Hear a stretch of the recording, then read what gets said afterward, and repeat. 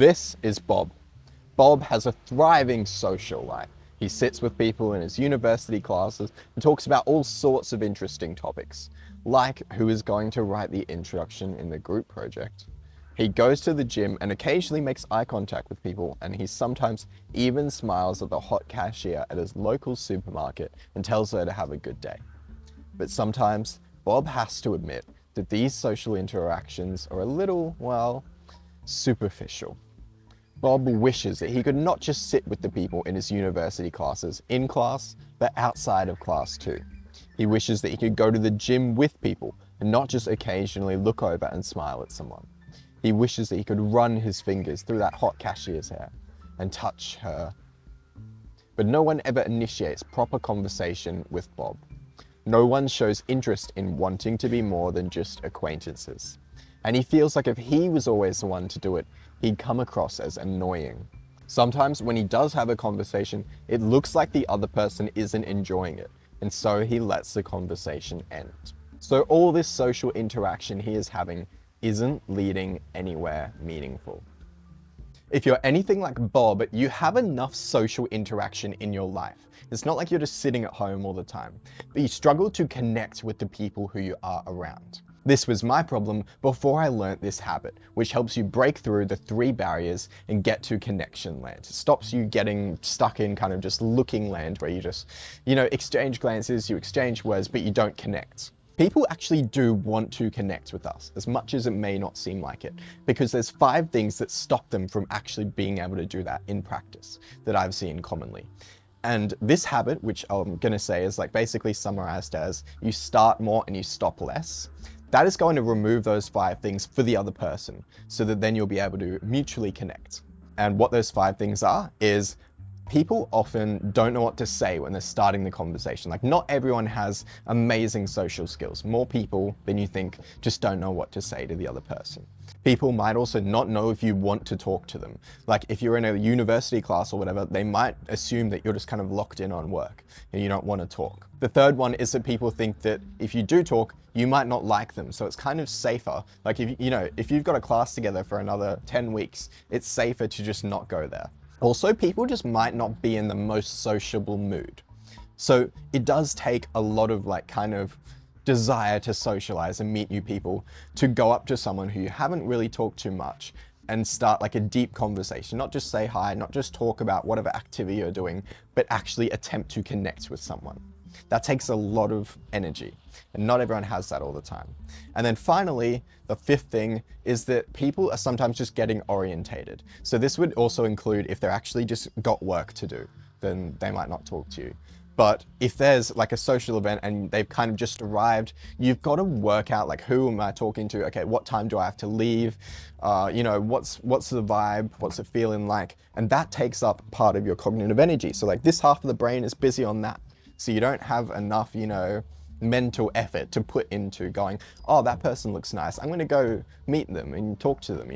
Have you guys ever noticed that when you're at a party, it seems to be a lot easier to talk to people who you don't normally talk to? And not just talk to them, have good, deep conversations. That drunk person at the party, or honestly anyone who's just having a lot of fun, is going to they're not going to care what other people think as much. They're going to be in a sociable mood, and obviously they'll be settled in. So really they're going to, go up and talk to you and connect with you. So if you can remove these 5 things without just, spiking their drink, you're going to be able to have those conversations like you do at parties, or like you do when you're just having a really fun social event and everyone's connecting really well. You'll be able to have those a lot more often, anywhere you go, in fact, even in just the university classroom. So how do you actually do this habit of starting more and stopping less? You start more by there's 2 things. There's breaking past the looking barrier and into small talk land, and then breaking the small talk barrier into conversation land. So both of those are done by starting more. So breaking the looking barrier, you are basically just starting more conversations and, breaking contact with people more. Start more. So if you see someone in your class, say hi to them, get their name, look at them even, just like give them a little smile. Also, you can kind of get into small talk by talking about the event that you're at. So make a comment or ask a question, when's this homework due? Or if you don't have a question because you've actually been listening, then you might say like, oh, this stupid homework is due tomorrow. Like, what do they expect us to like just have no life? Like, you know? Or, you know, if you're at a party, be like, pretty cool party, hey. You don't have to go into some elaborate conversation with a great question straight away. You just have to break the looking barrier, as I've said. That gets you into small talk land, and then we can worry about getting further. So once you're in small talk land, how do we break the small talk barrier into conversation land? We do that by asking better questions. So now we pull them out. You don't have to go straight in. First, you got to break the looking barrier. Now we pull them out. I've got an acronym. It's FORD with like 2 arrows on either end. The arrows are basically you can ask about the past or the future. So asking about the past, you know, what do you get up to this weekend? What was the most exciting thing you did this weekend? Asking about the future, got anything exciting coming up on the weekend? What are you doing the rest of today? And then you can ask about FORD, which is family, occupation, recreation, and dreams. How's the brother and sister? You know, what do you do for work? What's your dream job? Where do you see yourself in 10 years? Job interview questions. What do you do outside of work for fun? What are your hobbies? You know, what's your dream hobby? Where's your dream house? Blah, blah, blah, whatever. You can just rattle off questions with that acronym, I think. And then make sure from these questions, you're asking follow-up questions. FORD isn't an acronym where you tick off every single box. No, you go deep into each one. You ask as many follow-up questions as you can do without like seeming too weird, and make comments as well. And sometimes you need to restart the conversation. That's fine, do that. Also, don't be afraid to quickly jump back into small talk land just so you can kind of get another conversation topic to ask about. So you might jump back in, comment about the activity you're at, and then you can ask something like, oh, have you been at university long? What are you studying? That goes into, oh, now you can go back to dreams, you know, an occupation. So don't be so afraid of small talk. It has a use, which is to bridge into deeper conversation. If there was no small talk, you'd have to jump this massive gap from looking land into conversation land. And small talk is a nice little in-between. And you know, you can't always stay in conversation land. Sometimes the conversation ends. And then if you didn't have small talk, you'd be back over here and you'd have to jump that gap again. So small talk is quite useful. Okay, now you're in conversation land. How do you break the conversation barrier, get to connection land? Because just one good conversation isn't going to allow us to connect with people, right?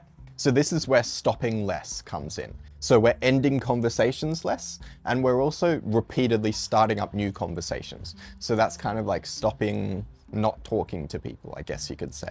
Thing is, sometimes people have that one conversation, but then the next time they see the person, they see them and they haven't come up to them straight away, or they're busy doing something else, and they go, we'll let them be. You know, if they were interested in me, they'd probably come up to me. So I don't want to be annoying. I'm just going to let it be. But the issue is people stop too soon, because as we come back, you know, the next day, or, you know, even just later in that social event, those 5 things that were stopping people earlier may have come back.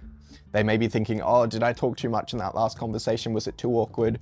And there comes back the fear, the third one, which is the fear that people won't like them if they talk to them.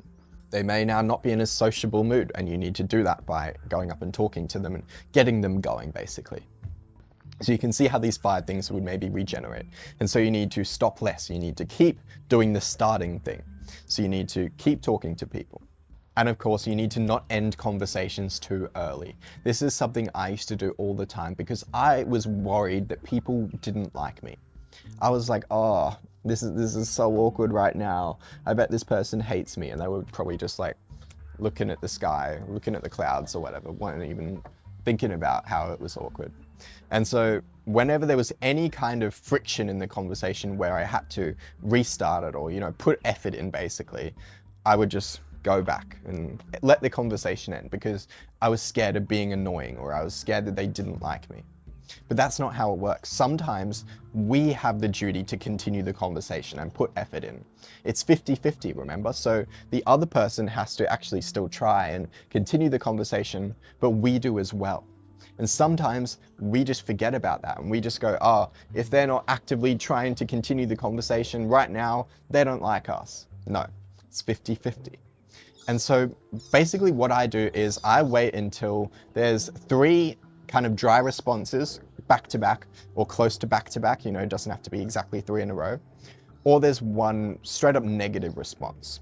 So if I'm talking to someone and they just like walk away while I'm talking to them, or they go like, hey, sorry, I gotta go, in like a negative way, like, I don't want to talk to you anymore, then that's done. Like, I'm not going to keep talking to them. But if they just give dry responses, so, you know, they go, oh, sorry, I got to go, and they go talk to their friend, okay, I'm going to talk to them again later. If they're just, you know, I ask them a question, they just give like a one-word answer, and it's not like actively with a negative tone, it's just a dry response, I'm going to try again, I'm going to ask another question. I wait till I get 3 of them, and then I stop. Because I think the threshold for being annoying is actually a lot further than you think. Really what you're doing, especially if you're asking these questions in a confident way and being nice, you know, you're actually just showing your interest in people. You're not being annoying. Being annoying would be yapping about yourself constantly. And if you're using forward and stuff, you're not doing that. You're showing interest. So remember to start more conversations, more just light interactions with people and more small talk, and then stop those conversations less. So keep them going and keep having repeated conversations. And once you do that, you will stop having these people in your class who you know, but you don't really know. You will build meaningful connections. If you want a video on confidence so you can do this stuff a bit more easier, I got one over there. Otherwise, have a great day.